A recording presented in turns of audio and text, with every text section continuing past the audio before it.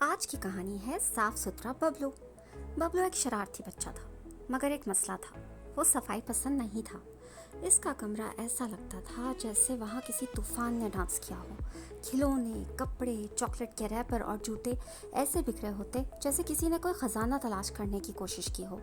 ایک دن اس کے دوست علی نے اسے باہر کھیلنے کے لیے بلایا، مگر جیسے ہی وہ ببلو کے کمرے میں داخل ہوا اس نے کہا اف خدایا، اور یہ کہہ کر وہ پیچھے ہٹ گیا۔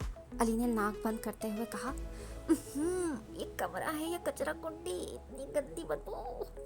ببلو ہنسا، ارے چھوڑو، مجھے بکھرا کمرہ زیادہ اچھا لگتا ہے۔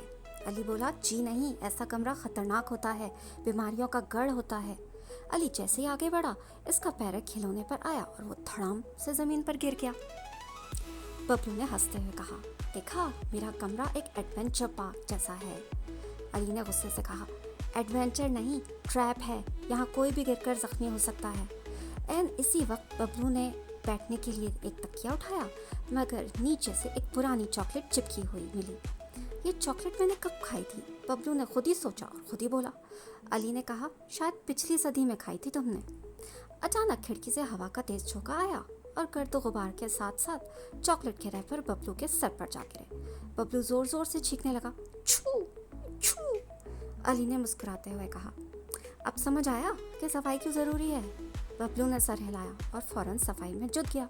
2 گھنٹے بعد اس کا کمرہ چمک رہا تھا جیسے کسی محل کا حصہ ہو۔